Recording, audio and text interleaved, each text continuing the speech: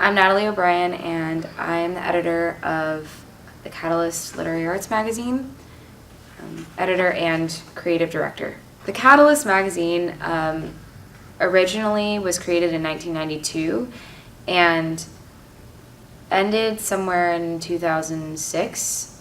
So this is the first time it's been printed since then, and we like to think of it as a revitalized version of it, which incorporates the arts just as much as creative writing and academic writing. I wanted to start a book club originally, and then I had a conversation with Professor Candace Wade, who was one of the advisors for this magazine in the past, and she suggested I take a look at it. I really liked that idea. I really liked the name Catalyst. We retitled it The Catalyst and then added contemporary literary arts. At first it was half black and white and half color on kind of crappy paper, and then it became really nice paper and a matte finish and full color and 80 pages rather than 60, and we kind of just kept pushing it. When I took some English classes, I just realized that's where my passion lies, and that's something that I always have to keep close in my academic work.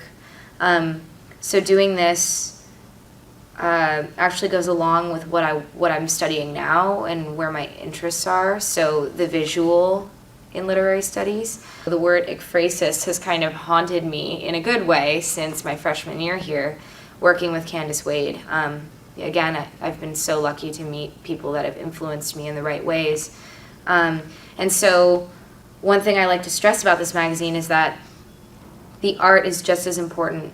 Going through each section, we have a full page dedicated to different artists, different type of art. So some photos, some painting. I found that it strayed me away from wanting to go into academia and kind of using what I've learned here in my degree to do more things like this in my future.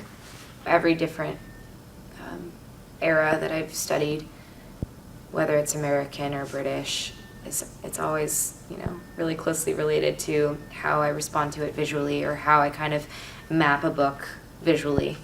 I guess the first one that I really did something with was Gilman's The Yellow Wallpaper, and that's an obvious connection, looking at the way the wallpaper interacted with her, but more as a painting. And this is something I actually did a paper for Enda Duffy over summer, which combined 104 and Irish literature into one painting. And I looked at Seamus Heaney's Boglands,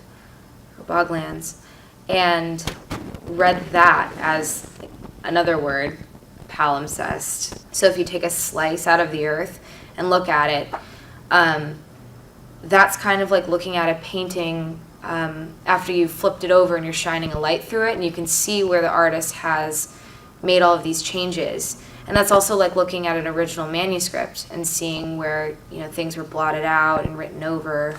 So someday I would love to actually make a painting in response to a literary work, not necessarily just to capture some scene visually, but as I'm reading it and interacting with the novel and my understanding deepens, my painting changes and more layers are kind of caked on top. The skills I've learned here, I never would have known any of it. Well, I may have discovered it way later in life, but again, I'm just so lucky to have met the faculty here and a lot of the graduate students too.